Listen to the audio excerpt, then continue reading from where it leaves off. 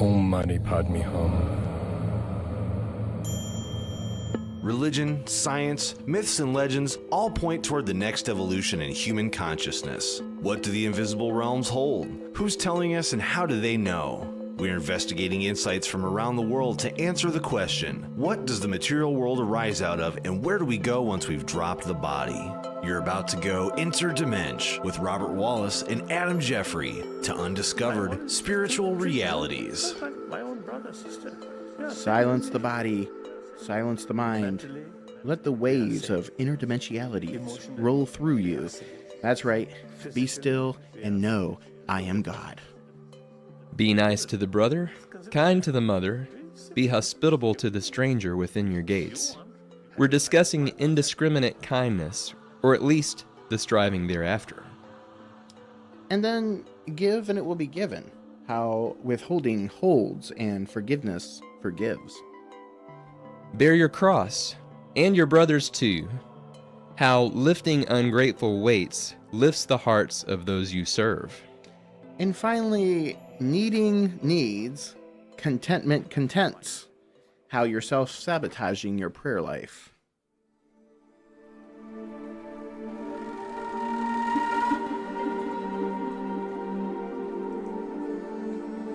All right, and welcome to Spiritual Realities. I'm Robert Wallace, and this is Adam Jeffrey. Adam Jeffrey. Hello there. So we've got a smorgasbord of good material today. It's safe for the whole family, so gather round, one and all.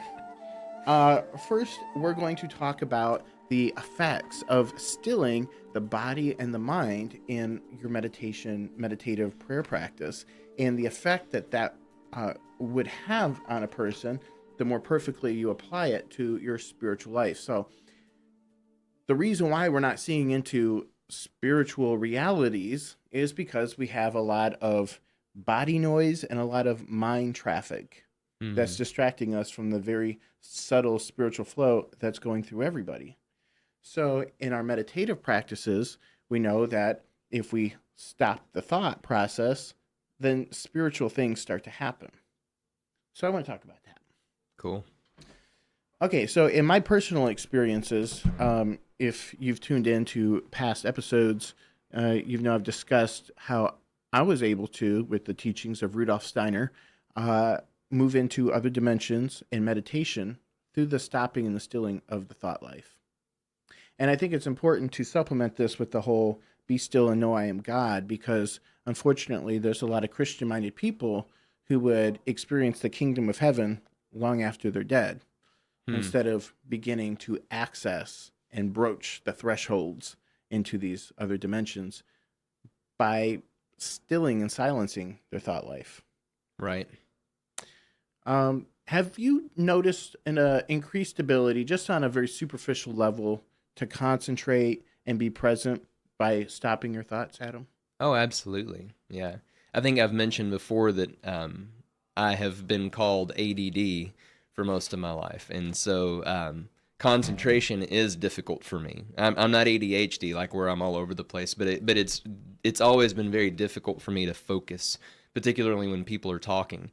And meditation has helped me with that, because it's helped me to learn how to control my thoughts rather than being controlled by them, and actually to even question whether or not everything I think is actually my own thoughts, which may sound weird to people at first. One person, one meditation guru that I have listened to in the past talks about, he uses the analogy of trains, and thinking of your mind as a train station, and that not every train that comes through is one that you want to get on board. They might take you to the wrong place. And so that's one I've been using a lot lately, and it really helps me with the concentration issue, because lots of trains are coming in and out of the station, and I have to be still and kind of decipher which ones I do and don't want to get on. A lot of times it's best just to not get on any of them and just be present. And I think that's kind of what you're getting at here, is just kind of being still and learning how to control this traffic of the mind. Yeah, I think that raises a really important point. You know, even when we're meditating and we're in the silent stillness, it doesn't mean that thoughts are not going to arise. Right. The thing is not reacting to those thoughts, Right. not clinging to those thoughts. That's what allows them to pass, and that's really what the thoughtless notion is. Rudolf Steiner does say, though, in my thoughts, I am united with the stream of cosmic existence.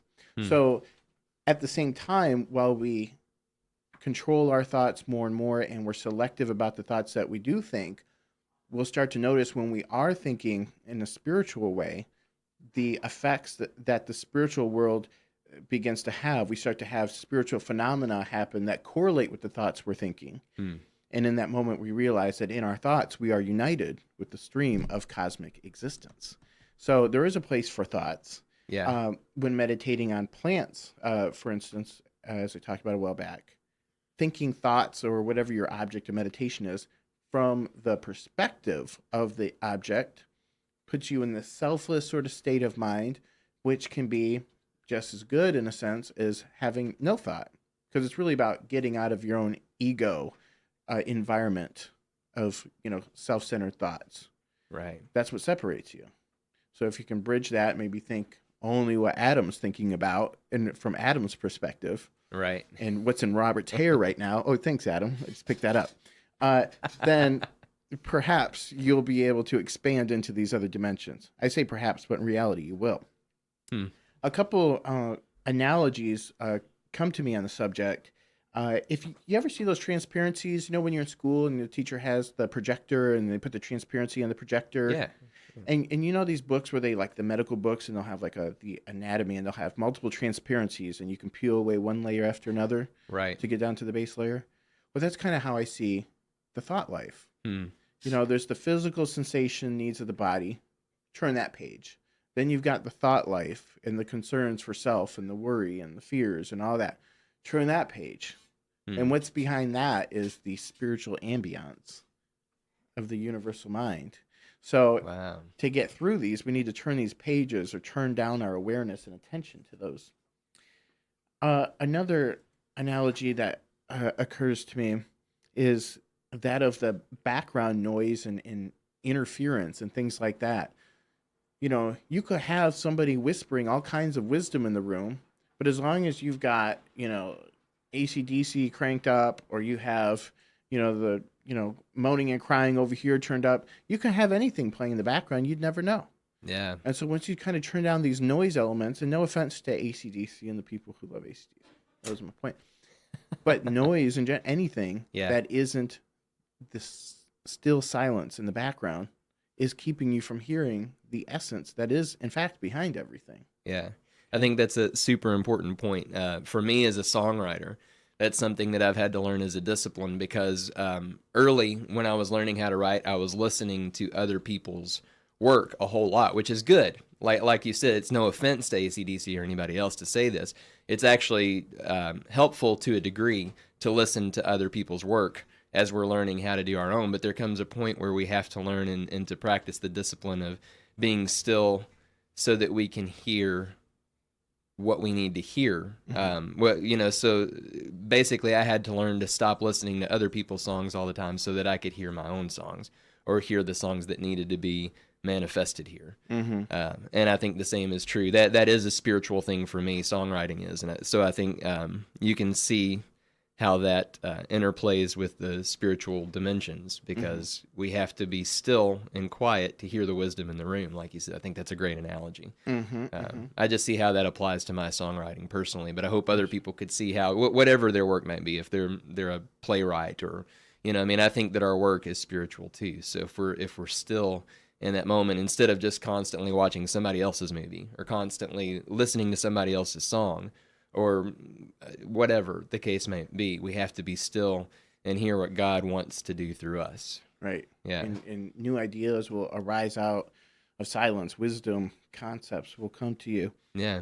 I was also thinking about, you remember the old-fashioned, 3D, it's the blue and the red overlaid. But if you look through one lens, it's red, and the other, it's blue.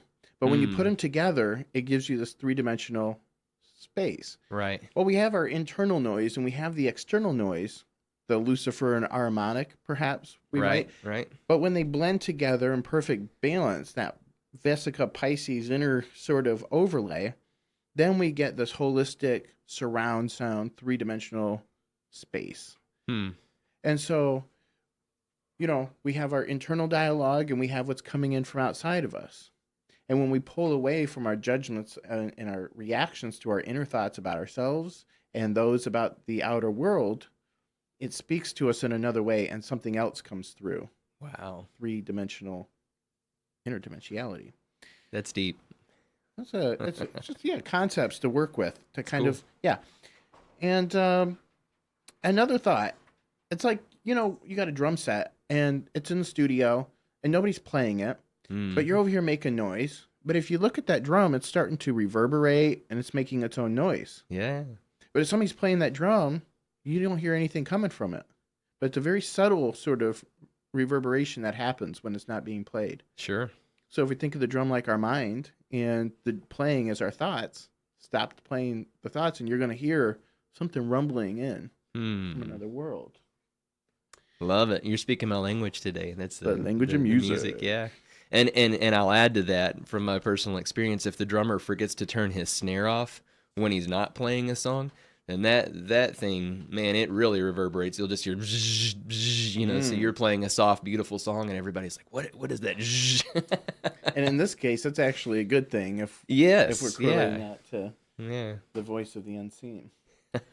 All right, cool. Well, I'm really glad that we handled that because being stillness and silent is more than being still and silent. It's learning what to do with the inevitable mind traffic. Yeah. And once you really have that breakthrough, though, it's easier. Once you get through to another dimension this way, it's easier to actually create stillness and silence more intentionally. For sure. I see it like any discipline. It's like, jogging at first is, oh, man, I feel like I'm going to die, if it's been a long time.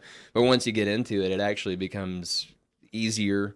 And you start to feel the benefits, so I think the same thing is true with being still. At first, some people might go, well, this kind of seems lazy, but it's just all these various voices we're wrestling with, or difficult in whatever ways. Yeah, but as with any discipline, it gets easier and you start to see the benefits for sure. Yeah. Yeah.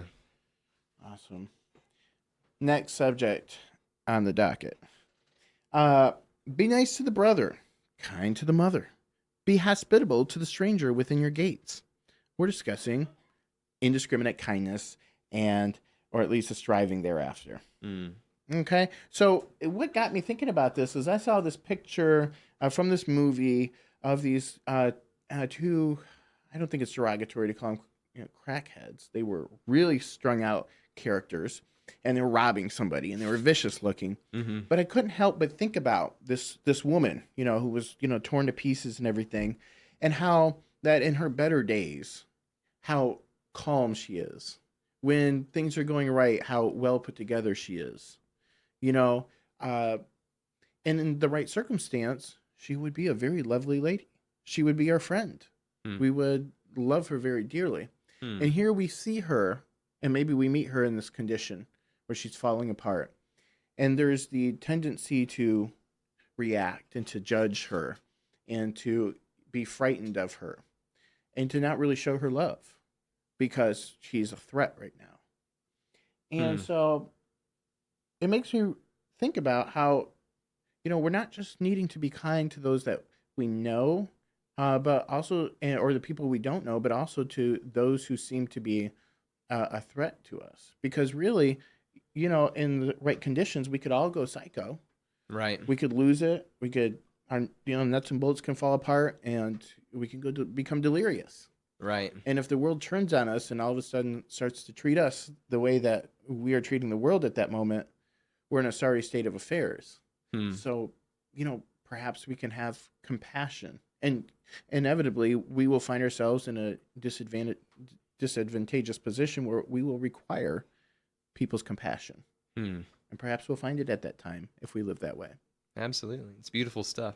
I think of a verse, I think that it's in Romans, comes to mind, that it's the kindness of God that leads us to repentance, and so I think of anybody in any particular circumstance, like you're talking about here, this lady needs kindness, in order to realize that she's on the wrong path, in order to realize that, repentance is one of those old school words that I don't like to use very often, but we might put it in the terms that she needs to change the path that she's on. She needs to realize a new way of living that would be better for her.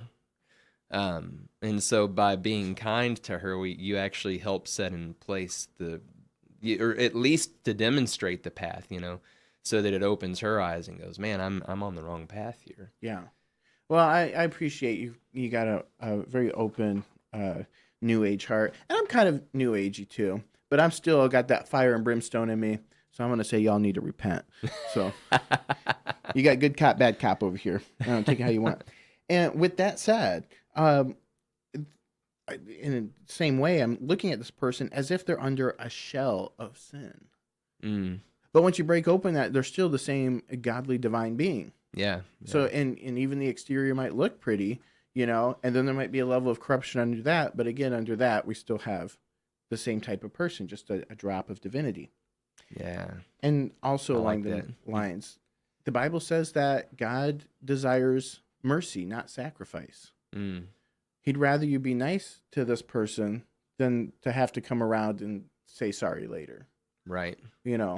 So which is preferred, I don't know. Obviously, it's mercy. So Mercy. Yeah. Obviously that's not always easy to do, but it's something we should strive for. And the more we strive for it, the easier it becomes. The more often it's practiced, and instead of it being 20-80, it can be 80-20, percent. Right. And then it can overflow.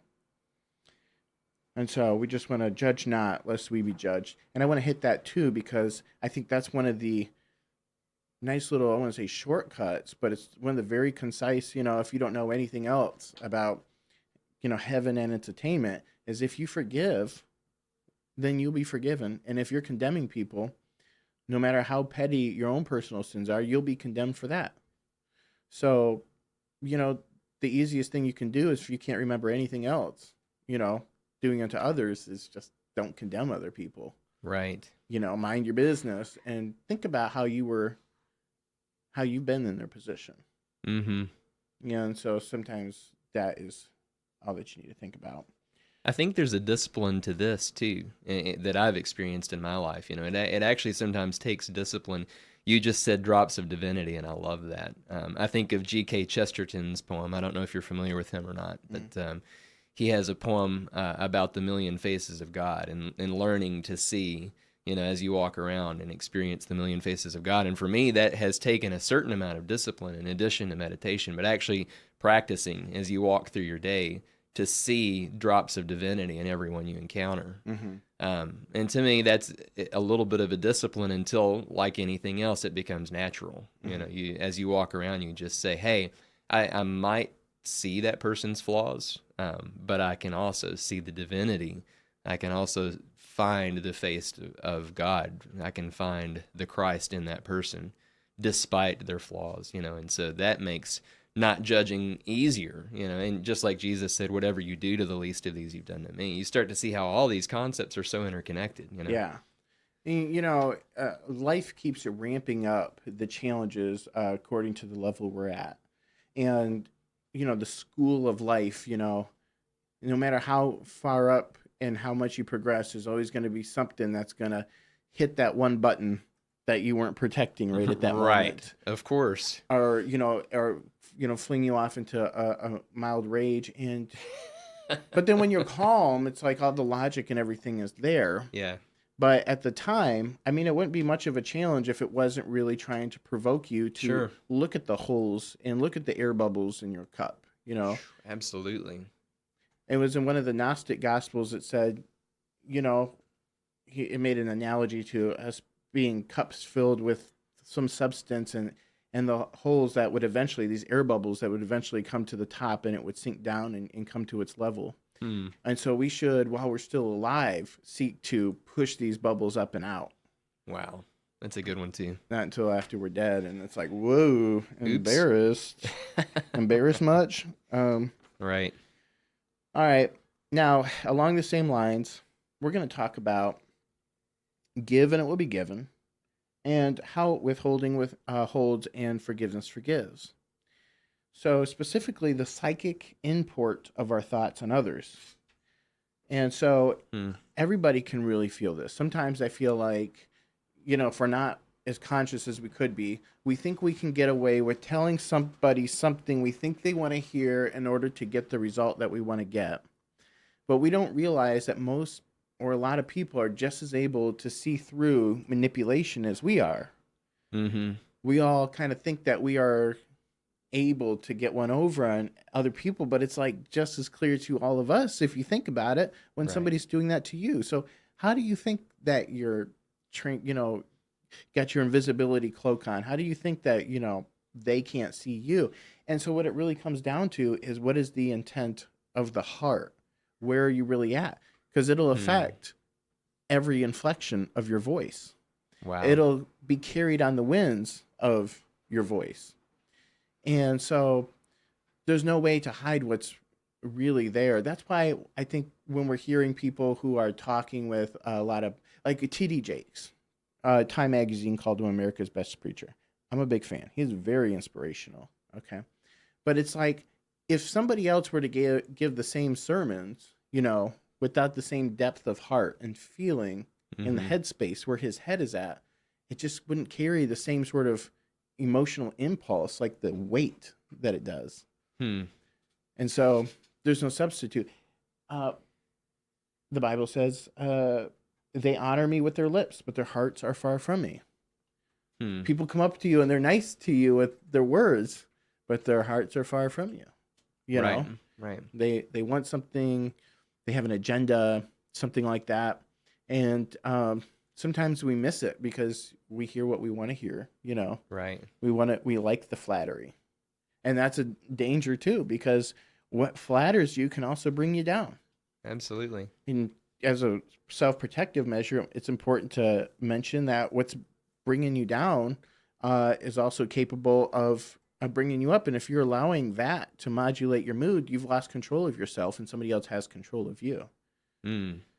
So, we want to remain in a state of equanimity at all times. Another discipline. You're not going to get me. Oh, wait. Okay. Sometimes I lose control. That's a pretty difficult place to stay, that state of equanimity. I think my experience has been that's a difficult place to be. I don't know, why is that? Is that like a societal conditioning that we feel like we need to I don't know, is it an ego thing? Is it I think it is an ego thing. Yeah. I think we're inturbulated because of our own desires and wants.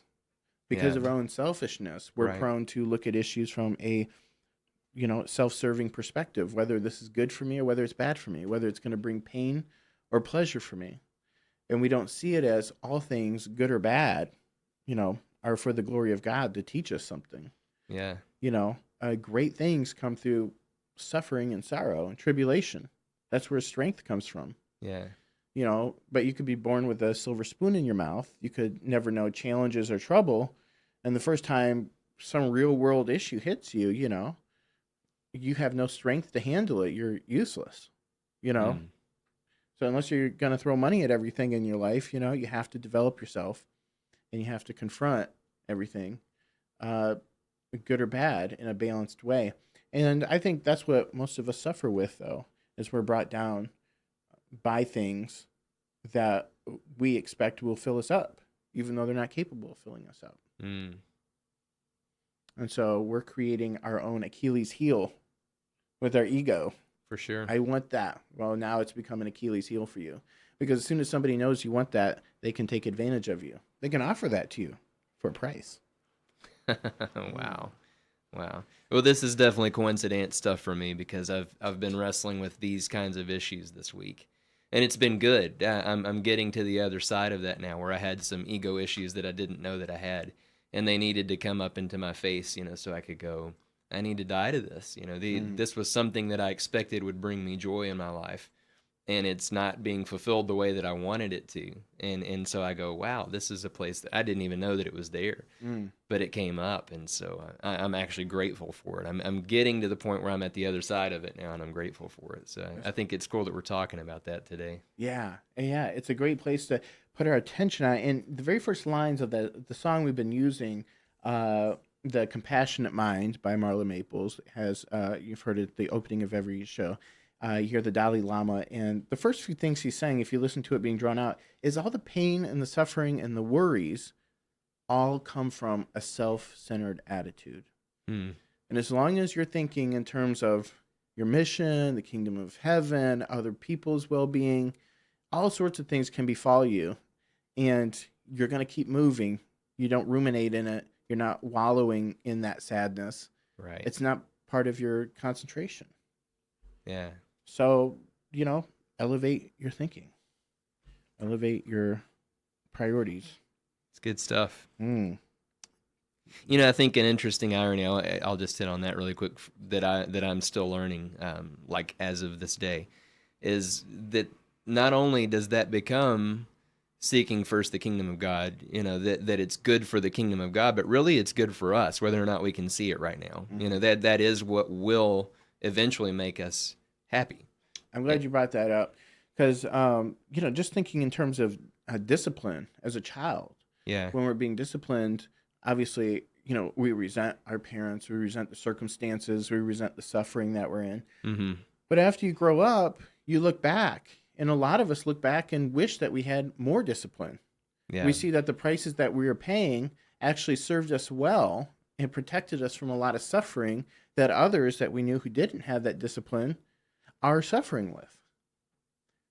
So, the whole spare the rod, spoil the child thing, or is the twig is bent, so is the tree or whatever, Mm-hmm. If you start out in one trajectory, you're only going to firm up in that trajectory. Right. So, it's good that we should be raised up in the direction that will grow, Yeah. Bring in the fear of God. The fear of God is the beginning of wisdom. So, And then I think of the bone that doesn't heal right, because if it heals wrong, then what has to happen? Now you've got to re-break the bone absolutely. and set it, and that's more painful than if it had been fixed in the first place. But again, that's necessary too, because a lot of us have been growing in the wrong trajectory. So we've got to, do the difficult work of re-breaking and setting, and I think that's what's happening for a lot of us. And we're like, oh no, I can't go through that. But if we go through it, we find out that it's more beautiful in the long run. It's the healing that it has to hurt if it's to heal. You know? So, that's a great point. And it's like, the more confident we are, the way we are, probably the more likely there is that something needs to break. Mm-hmm. Because the absolutist sort of mentality, it doesn't account for the fact that there are, in fact, gradients of right and wrong. There's situations and positions that in one case are actually, in the sense of the lesser of two evils, it's the right thing for somebody to do. Yeah. It's like the Bible says that the vegetarian shouldn't judge the meat eater and the meat eater shouldn't judge the vegetarian. Right. What's sin for one person isn't necessarily sin for another. And that can be explosive for a lot of people because obviously we want to impose, our biblical interpretation on others, but we don't know like what they've gone through that makes them think like that from their perspective actually makes their decision quite logical. We just see it from our perspective. And then on the flip side, we got people judging us for things that they don't understand about our sufferings. And so, again, we don't want to impose that on others, so we shouldn't, and we don't want to have that imposed on us, so we shouldn't impose that on others. Right. Which is another way of saying judge not. Judge not. Lest you be judged. Lest you be judged. Yeah. Don't, sometimes, somebody will cut you off in traffic or they'll do some crazy movement and we'll think, oh, they're just a crazy driver or they're unconscious or they're just, very self-serving. But then the next day or within an hour, we find that, oh, there was a car in front of us and we have to jolt out of the way. Now somebody's honking at us, not understanding that we ourselves were competing with something inside of our car, in front of us. Right. We don't know the full story. It's just better to reserve judgment, It's good stuff. Yeah. So, give and it will be given. How withholding holds and forgiveness forgives. So, when you got something in your hand, he who withholds more than is meet, even that which he has, will tendeth to rot. You might have something in your possession, and somebody may come along and say, "Ooh, I like that. That's really nice." And it may be something you don't use very often. It may occur to you that, here I could even give it to them. I even hear, behind their voice, they desire it. But then there's something in me that says, "But it's mine." Now, what happens, later down the line, in another example of this, and I can give from personal experience, is I've had contractors, freelancers, people that I've needed to work with, and there's been some red flag where I've been burnt in the past. And as soon as I've seen that, I said, "Oh no, I'm going to save myself the pain and suffering, and I'm just going to go ahead and do a hard pass right now." And they're saying, "What? Wait, what?" And I'm good. And we move on, and of course, failure, next person's not just, it's just as bad, or, it costs way too much, or it's not right. And it's never going to be right because they were the right person. And then on top of that, when you go to get an opportunity, somebody looks and finds some minuscule detail of your beingness, and they hold it against you, and they disqualify you. And if you're thinking you can bring it back to this incident, you'll think, "Oh, wait, this is just like the time I did such and such and so-and-so." And if you're thinking, you'll realize this is karma, and it's a beautiful thing. Sometimes I'll see a spot where maybe I slighted somebody, and now I've been being slighted in the same way. And fortunately, it took some time, but I'm at a place where I go, "Hallelujah," right off the bat. Thank you, because that's like awesome. It's divine intervention speaking. Even though it's not working in my quote-unquote favor, it is, because this is like the fruit. Like, yeah, I'm getting what I deserve, but it's just showing that divinity is still there, watching and keeping everything in balance. Yeah. And it's beautifully comforting. Yeah. It seems to me like a lot of that just comes down to trust, too. We have to trust that we don't necessarily see the full picture, not only for other people, as you've stated so well, but really for ourselves. We think we know what's right for us. We think we know what's best for us, but we need to just trust God in a moment where, oh my gosh, all my plans are crumbling before me, and we just have to step back and go, okay, so those were my plans, and I was actually wrong, perhaps, in the direction that I was moving. Now I need to see what God has for me rather than what I thought was right, because that's obviously not working. Yeah. And exactly. and I've got to trust rather than, "God, where are you now?" and raging against God and saying, "Why have you done this to me?" Actually step back and trust and say, "Hey, I was wrong. So what's right? What's next?" Yeah. And so along them lines too is, what, God has planned for us and how he's going to get us to where we want to go. It doesn't always look the way we want it to look. It doesn't Right. come the way we think it should come by the person in the way, we want something, but we want the money to do it. Yeah. So I don't want to see, you wouldn't even recognize the opportunity for the thing because you're waiting only for money. You don't realize Yeah. that if you know what you want, it can come, and you may not even have to touch a dollar bill.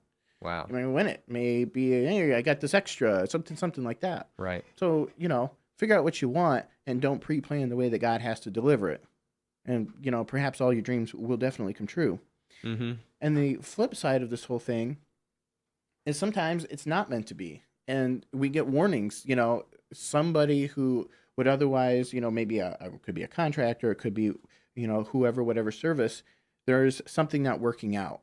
Mm-hmm. And you force yourself into that situation. You say, "Well, I want it to work. I need you to do this." No, you need to do it. And by the time it finally happens, oh, it's a mess. Oh my gosh, they ripped me off. Yeah. A lot of times that's the thing. It's falling apart, and then you force yourself into a situation, and you only find yourself, getting hurt because actually there was a sign trying to warn you too.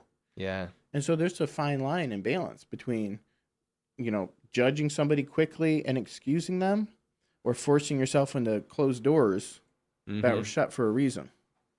Wow. Mm. Really good stuff. So we're talking also in terms of giving and withholding and forgiveness about the psychic import of our thoughts on others. So they can, people can feel what your intentions are. And this kind of blurs together a couple things we just talked about. But if, for instance, you're asking for something and you have this need to have it, then it'll actually prevent it from happening for you. And because what's happening is this other person, these other people who are have, the decision makers, they'll feel resistance to helping you because here's this person craving and they don't know why. They probably don't even realize that there's a resistance. All they know is they don't like you. They don't want to. But it's because you want it so bad.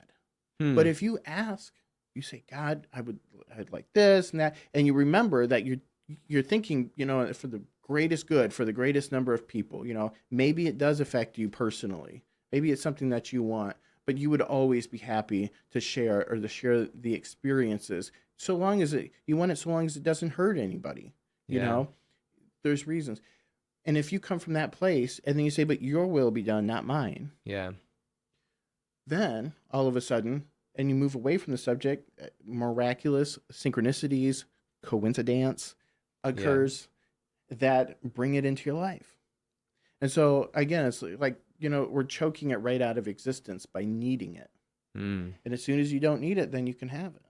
As soon as you realize that you don't need it, that you can live without it because these are just items, they're experiences, they're byproducts, they're infinitely available. But when you're putting all of the stock of your happiness in that, there's a lesson to be learned that happiness is not found in that. And you can have unlimited experiences of whatever you want, but you just shouldn't mix up your happiness with thinking that these things need to happen for that to be. Wow. So the quickest way I find, I've entrained through the years, and I'm still always in training, and everybody, will keep perfecting to the day they're dead. But it's all about, in my prayer life, asking if there's something that I want or there's something I really like to have happen, and then asking God and saying, in the end of the day, though, not my will, your will. Thanks, and dropping it and just becoming, and the more that you see that by not needing it, it manifests, the more comfortable and the more your faith builds and letting it go. You don't, because I think initially you think, oh, if I ask for it and then I forget, well, then God's going to forget and I'll never know that it didn't happen because I forgot about it. So that can't be an effective way. And so literally, that faithlessness is what prevents it from happening. Wow. Well, trusting that if I let it go and I never thought about it again, God would not only bring it back, bring it into my life, but he's going to remind me of when I asked for it. Wow. This is going to happen. I'll be like, oh, wow, like this is exactly, and this is 5 things I asked for, all synchronistically brought in by the person wearing this color I was just thinking about, saying these words and, having this background. All these things come together, all because I, let it go and I didn't need it to happen. Wow. I gave it space to happen. Yeah. Man, that's amazing. If I'm processing everything you're saying right, it's like letting it go. I mean, clinging is obviously suffering, but there's even a reason for that. Again, it's kind of like a lack of trust. The more I cling to it, even if I ask God for it, if I continue to cling to it, it's as if I don't trust that God's going to give it. So by letting it go, I'm basically saying, hey, your will. And if it happens, then it's what you wanted to happen. Yeah. You just forget about it and let it go. I mean, that's amazing to me, because I think about law of attraction and all this stuff, and it's like if I'm holding something and thinking I'm attracting positive energy to that thing, by clinging it's actually becoming a negative thing because I'm not trusting God for the outcome. Mm-hmm. And man, it's good stuff. Yeah. I think another thing that pops into our heads is we think, well, what is this desire that I'm asking for? Would God even entertain it? Should I bother God for it? And how would that ever come about? Well, the power of life and death is in your tongue, and God gives you the desires of your heart. We are all, like you say, like Jesus quotes, like you are God's. So Right. The thoughts and the things, like your steps are ordained by God. Mm-hmm. So yes, if you have a thought of something you'd like to have happen, it's not insignificant just because you think you're this little ant running around. It is significant. Right. And it can and will happen for you.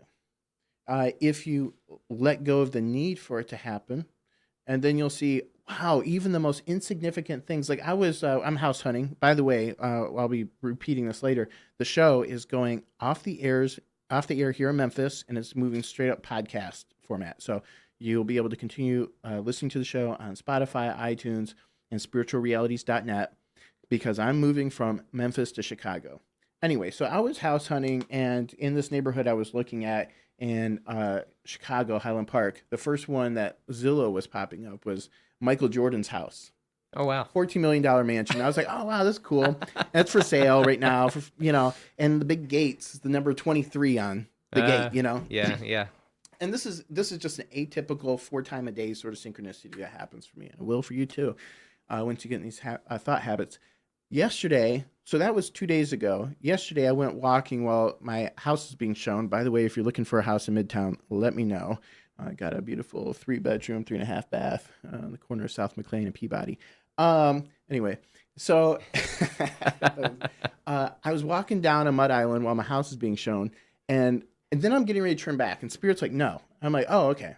No, this is the intuitive touch thing I was talking about in past shows. And so I said, okay. So I keep walking, and then I pass this guy, and he's got a big 23 on his chest. It's a Memphis jersey, but there's that 23 in that same font. The number. And these little synchronicities, I don't remember who said it, but they said that, synchronicities are signs that you're on the right path. So if you're having these things happen, it doesn't necessarily mean it's a sign you should do this thing. Because sometimes I know I've had synchronicities and I thought, oh, it's a sign, it's meant to be. And it doesn't happen that way. These are reflections of your inner thought life. So sometimes, we misinterpret things as being signs when really they're just constant feedback. We're living in a world of our mind. Yeah. Manifested mind form. And so what we're thinking about happens, and sometimes it's like looking in a mirror and saying, oh, that freckle on my face is a sign that I should have a freckle on my face, And, you know what I'm saying? We're like looking at it as a sign. But in reality, it does indicate that you are on the right path. Your thought process is in a trusting state of mind.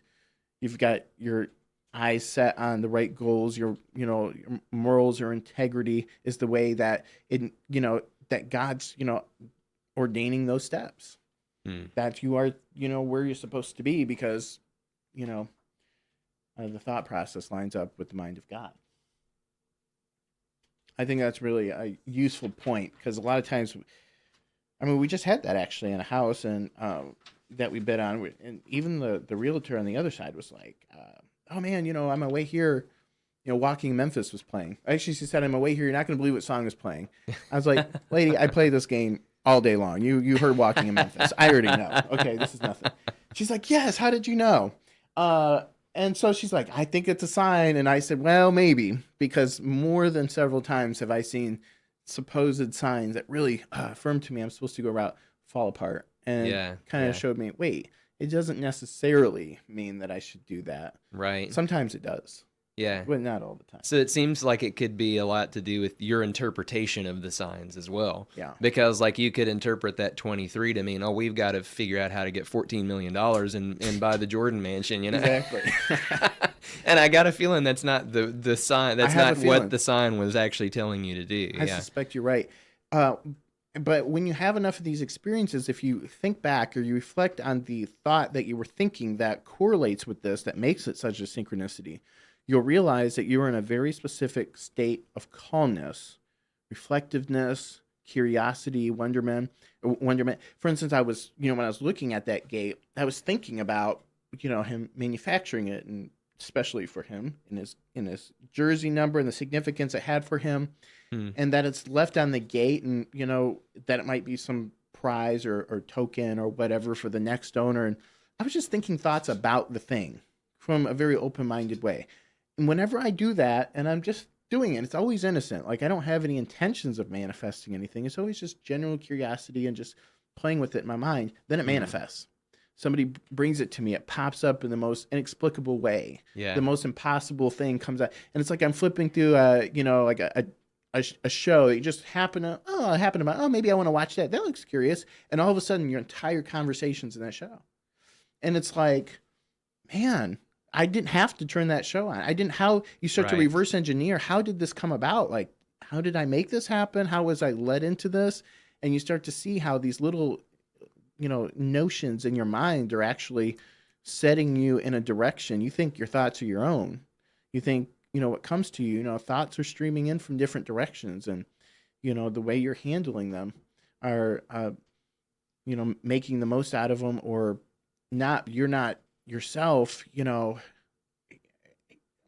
I don't know. Like, did I originate it and then it happened? Did I have the thought because, God inhabits eternity? He knows the end from the beginning. Our souls are up on that level. It already knew what was coming, so it had thoughts about what was to come, that sort of thing, Was it more precognition? Or was it, so what is the nature of this? There's just a lot of non-linear conundrums that occur when you start to reflect on this stuff. Nice. Now, we're going to talk about, Greg, how much time do we have? Oh, okay, good. We're going to talk about bearing your cross, your brothers too, and how lifting ungrateful weights lifts the hearts of those you serve. And I think this is a psychic thing we all need to think about, because we all experience it, but if you don't have any consideration as to how and why it's coming about, you're going to get no value out of it. So whenever you give somebody a duty, like go mow my lawn, but then you forget, like, perhaps you don't think anything compassion. You just want them to go and do these things, and you want to go and do your own thing. But you don't think about the weight that they're fixing to bear for you. Now, that person who's going to bear that weight, it's even heavier for them, because they're bearing your concern, but without the benefit of that comes with the compassion or the concern that is, gotten from a more self-conscious director of instruction. So I might ask you, I'm going through this. Could you help me with this? Oh, yes, I'll help you. Thank you so much. And while they're off doing it, you're thinking about them, and you're so grateful that they're doing it. And you know what? That lifts their hearts, and it makes it so easy, because all of a sudden for them, they're feeling good. They're feeling empowered. Like you're actually lifting them up. But then sometimes we have a boss. They'll come and give us some instruction, and it's very weighty for us. Yeah. And, they're just chucking a big old chore on our shoulders, not thinking about the weight that we're bearing. Right. And here's the thing that I've noticed, that when we bear those weights without complaining, without being angry or bitter about it, but just doing it and actually confronting the challenge head on, and then when we finally turn in the thing, then they have this revelation of gratitude. Of course, you can do the same job, and you can turn it in, and you've been mumbling and grumbling to yourself, and you're going to say, oh, okay, good. They're not going to be as thankful. Well, you didn't do it selflessly. So now you need to bear this weight, and you need to bear it cheerfully. Wow. And that will wake up in the other person the gratitude that you're desiring. If they don't, encourage you in your heart by, holding you up in their thoughts and with gratitude while you're doing their deed, Yeah. you can still bear that weight and then some. Yeah. And that will have an alternative impact on them. That will make them see, whoa, the weight that you just bared, or what exactly you did was tremendous. Yeah. And they will cognate on that. Wow. That is amazing stuff. So essentially, if you choose gratitude, no matter which position you're Good in, point. Yeah. it will reciprocate. Exactly. It will help to create gratitude in the other person. Yes. That's amazing stuff. Yeah. Finally, we'll talk about needing needs and contentment contents. And I think I might have already jumped into this a little bit. Yeah, we did. So when you need something, you continue to feel need, because it's not going to come to you because you need it. I know Right. this seems like basic, LOA 101. That's the law of attraction for y'all if you don't know. But at the same time, it goes in the smallest levels of needing somebody to take care of something, needing somebody to, help you out. Like, I have this problem, you have to call the company, and the representative could, they hold the cards in their hand. They can go one way or the other. Right. And you could sit there in your thoughts and think, I need her to do this. She needs to do this, do this, do this. And the more you need her to, roll over the charge or to make that call and figure out what the problem is, the more resistance that you'll have, the less, desire she'll have to help you. Yeah. But if you're content, I always like, especially when I got to make tough calls like that or whatever, I always pray that God helps everything go good. And that puts me in the frame of mind of, peace, and I'm already in a living state of compassion with the other person, and that inspires them to do things for you that otherwise they wouldn't be compelled. They don't know why they're compelled to do those things. They just have a feeling that it'll make them feel good. Hey, I feel like, let me see what I can do for you. Because, you're carrying contentment in spite of, the challenge of it being a burden. In spite of your need, you're still being content. And that's a challenge, and you're overcoming that, and that creates good things from other people. Wow. And there's people that are suffering, they're starving, but at the same time, they're bitter and things like that. And it's like nobody's helping them, And so even if you're a passersby, you can lift up in compassion. You can, one up them always and say, well, my heart's maybe not feeling the most compassion for their situation. And maybe it's even because of what they're thinking and feeling, but I'm going to go ahead and I'm going to preemptively bear the compassion necessary to get me to where I need to be in order to help them, to get them the result. You can, no matter where you're at, no matter how hard it is to do it, you can do it anyway. And you're going to end up changing the other person. And if you want to make it easier and incline people towards helping you, you can have that, peaceful, open disposition, and just letting it go, and letting God. And then all of a sudden, someone brings exactly what you were thinking about. Yeah. Yeah. And that's the magical way that the universe works. It is. And it's beautiful. You may feel like that's 101 information for a lot of people, like you said. Maybe 102. 101. But yeah, to me, it's like even some of these things that may feel so simple to you when you say them, Robert, I think that it's extremely helpful for a lot of people, no matter where they're at on their path or where they think they're at.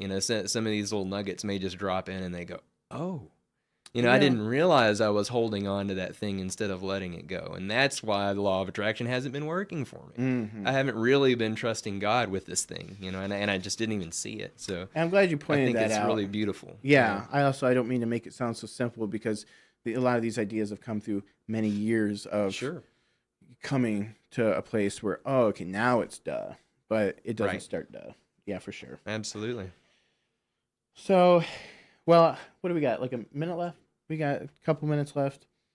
I think the main thing, though, aside of, asking God for stuff, is if you are wanting to go into another dimension, and that's what the show is about. My major breakthrough into these other dimensions, consciously entering into them, came by way. I said, well, if all these things that I've manifested can come, how do I apply that to seeing into another dimension?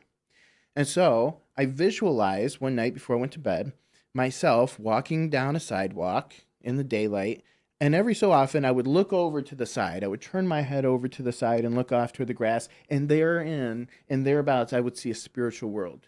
And then I would look forward, and this is the best way I could illustrate to myself being in both worlds, to be in this world and that world. I wasn't thinking in an overlapped world, quite yet. So I'm thinking, how do I enter into that world while I'm still awake? So I had that happen. I did that visualization in a couple weeks' time in conjunction with some other, sort of intentions.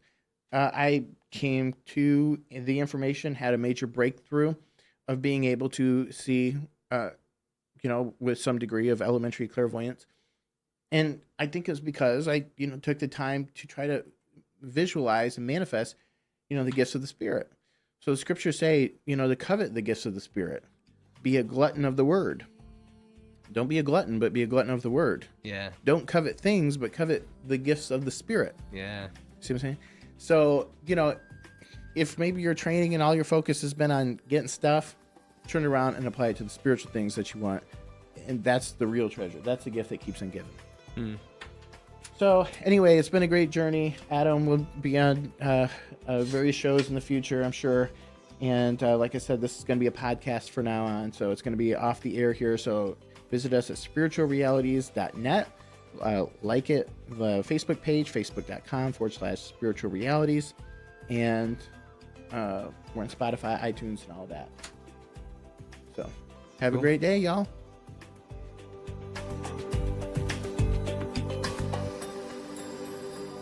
The most important thing in life is the power of your word. Make your word your lover. Connect with it.